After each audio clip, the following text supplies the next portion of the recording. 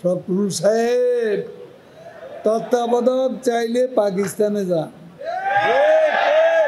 ঠাকুর ঘরে কেড়ে আমি কলা খাই না। শেখ হাসিনার বড় দোষ, সত্য কথা বলে ফেলে। গণতন্ত্রকে যারা ধ্বংস করেছে তারা এখন গণতন্ত্রের কথা বলে। দুর্নীতিকে যারা প্রাতিষ্ঠানিক রূপ দিয়েছে তারা এখন দুর্নীতির কথা বলে। ঠাকুর ঘরে কেড়ে আমি কলা খাই না। তার বাবাও বলেছিল মানি ইজ নো প্রবলেম। এখন ছেলেও বলছে আন্দোলনের জন্য টাকার অভাব হবে না। ভাগ্যবান বিএনপির কর্মীরা হতাশায় ছিল। গ্রামে গ্রামে সেই কর্মীদের এখন কমপক্ষে 2 থেকে 5,000 টাকা করে দিয়ে প্রতিটি সমাবেশে আসতে বলেছে।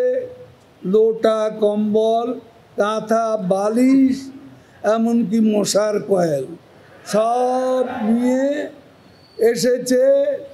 ফখরুল বলেছে অতিরিক্ত জামা কাপড় লাগবে। অতিরিক্ত জামা কাপড় কেন?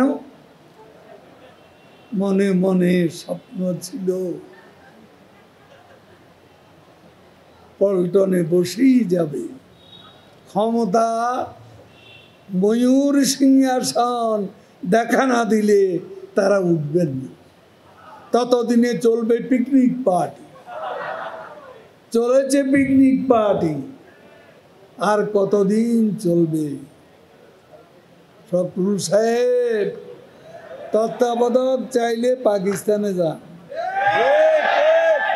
দুনিয়ার আর কোথাও তত্ত্বাবধায়কের চিহ্ন নাই। যেসব বিদেশি আজকে বাংলাদেশের বড় বন্ধু সেজেছেন, আমি জানি না কেন। এই বছর 20-22টা দেশে নির্বাচন হবে।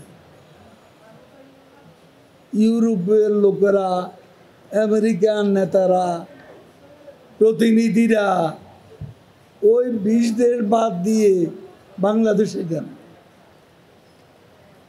ঘুরে ঘুরেই বাংলাদেশ। ও পাকিস্তানে যাচ্ছেন না কেন? ওখানে তো ইলেকশন আরো আগে।